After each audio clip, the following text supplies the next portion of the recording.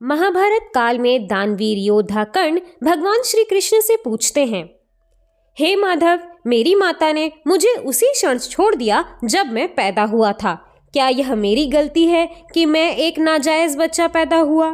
मुझे गुरु द्रोणाचार्य से शिक्षा नहीं मिली क्योंकि मुझे क्षत्रिय नहीं माना जाता था। क्या यह मेरी गलती है?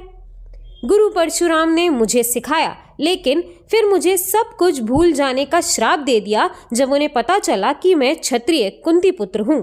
क्या यह भी मेरी गलती है? केवल संयोगवश मेरा बाण एक गाय को लग गया तो उसके स्वामी ने मुझे श्राप दे दिया, जबकि मेरा तो कोई दोष था ही नहीं।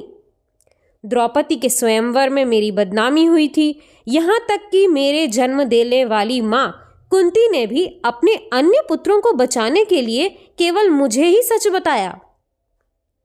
मुझे जो कुछ भी राज और सम्मान मिला है वो केवल दुर्योधन के कारण ही मिला है, तो मैं उनका पक्ष लेने में गलत कैसे हूं?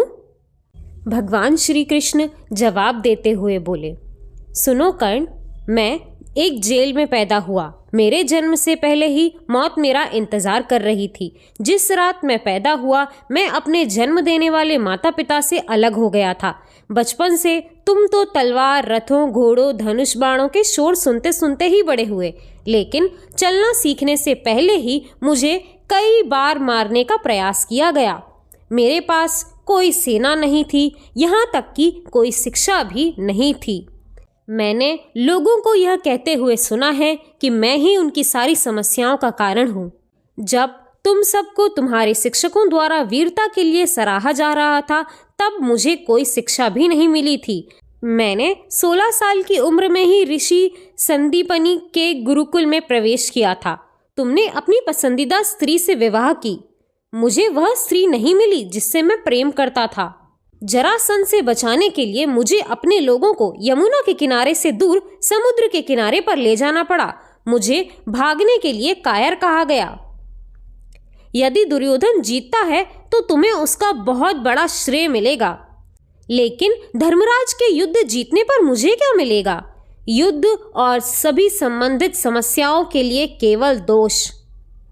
एक बात याद रखो कर्ण, जीवन में हर किसी के सामने चुनौतियां होती हैं। जीवन किसी के लिए भी सर्वथा उचित और आसान नहीं होता, लेकिन सही क्या है यह तुम्हारे अंतर मन को पता होता है। चाहे हमारे साथ कितना भी अन्याय क्यों ना हुआ हो, हम कितनी भी बार बदनाम क्यों ना हुए हों, कितनी भी बार हम असफल हुए हों, महत्वपूर्ण यह है कि हमने उस समय कैसी प्रक्रिया दी। जीवन का अन्याय हमें गलत रास्ते पर चलने की अनुमति नहीं देता। हाँ, एक बात और, तुमने निर्णय जानते बूझते हुए भी असमंजस में लिया। तुम जानते थे कि दुर्योधन गलत है, लेकिन तुम्हारा विवेक तुम्हें अधर्म के पथ पर ले गया।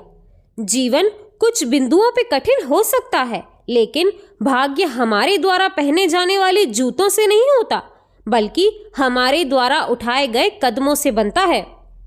अगर तुम्हारे कदम तुम्हें अधर्म की ओर ले जा रहे हैं तो यह तुम्हारा स्वयं का निर्णय है, और अपने प्रत्येक निर्णय के लिए हम स्वयं उत्तरदायी होते हैं। राधे राधे।